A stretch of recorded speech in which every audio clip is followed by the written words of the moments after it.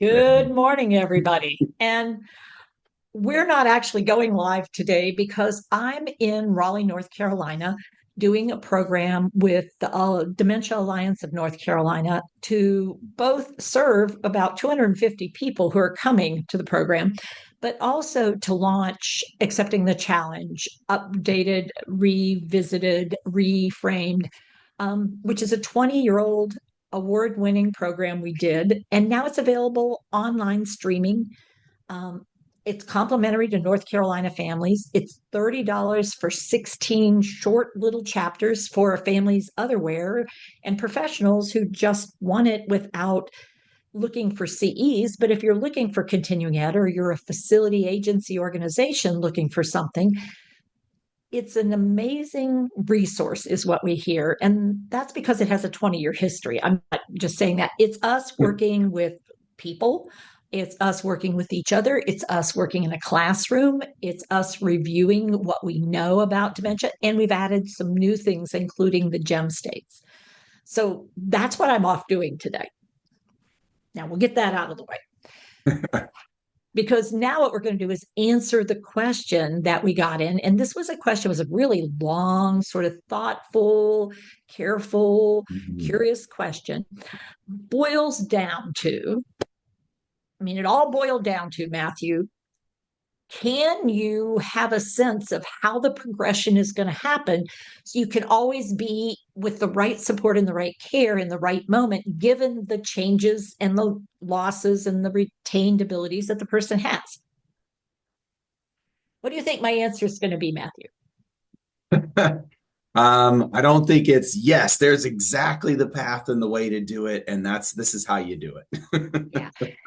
In my world, there is no always or never. No. And there is predictability, but there is not specific predictability. And that's hard, because here's the deal: the person was the person before they ever started having the dementia or the dementias or the brain changes or the situation that they're living in or the people around them or the time of day or the program that's going on. There are so many variables that mix into what is happening for the person and for their brain and for you, that there's absolutely no way to be able to. I don't care. I don't think I even care what AI program you use. No, There is no no. AI chat, AI, whatever. Oh, no, I yes. do not believe that there is a cookbook that will No, give you the exact recipe for each situation. no.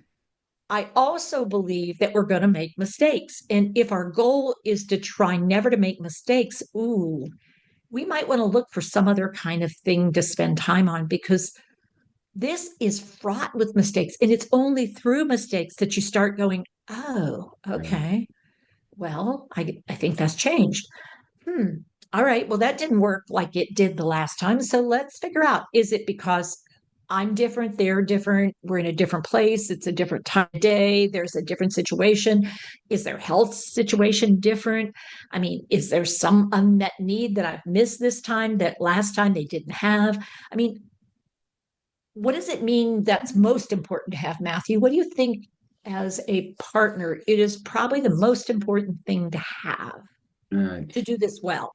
I think the ability to, well, one, pause in a moment and take a deep breath and really see what's happening. And I love how what you just brought up, Teepa, this idea of going from mistakes to noticing changing abilities, noticing something being communicated in a different way in a moment. Because when things suddenly change, that's the situation telling us, hey, something's different here and we Huh. need to be aware of it.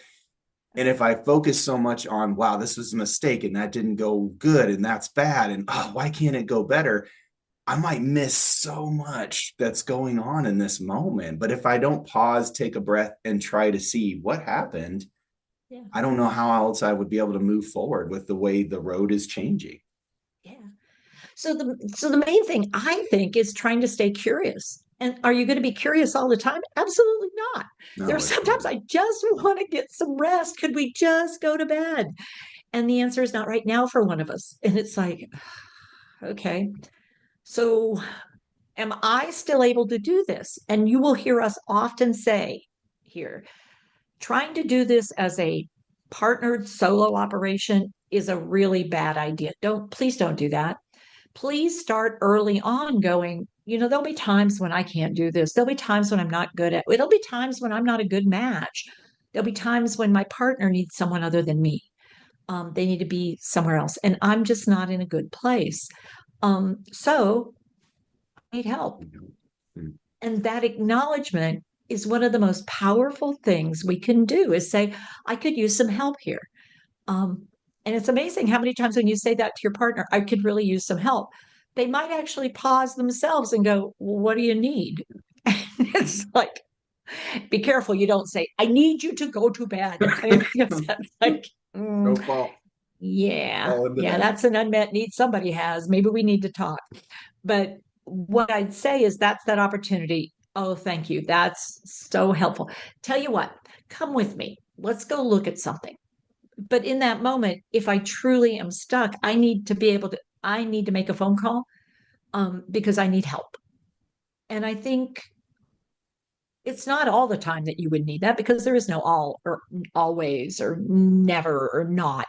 It's just like, okay, well, that didn't go the way I wanted. I need some space to think about that because I've got to figure it out. And it's complicated. Mm. And honestly, it is. So there is progression. But for each ability that someone has, those abilities could progress at remarkably different rates.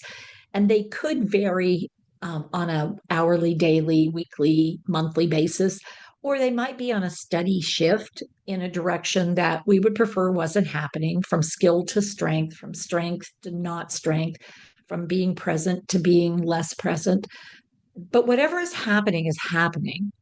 We want to notice when things are happening, and maybe it isn't dementia, maybe it's something else we should be paying attention to. But we also want to notice when, okay, so the difference between an expectation and an agreement is I'm going to stay curious about it. An expectation is I want you like you were, Mm. and I want my life like it was.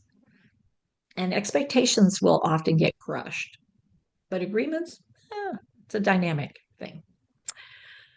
So, for the person who asked, thank you for staying really committed to care. And if you have some more questions, you have something that you really want to explore about progression, we can break it down a little bit because that's a huge question with lots of possibilities. And the answer is, well, sort of, but it depends. And I wish I had a better answer, but I don't because I want to be honest and truthful and practical. Um, so, Matthew, till next time, everybody out there, take care with your care and take care of yourselves. And we'll see you again soon. Thanks, Teepa. Bye, everybody.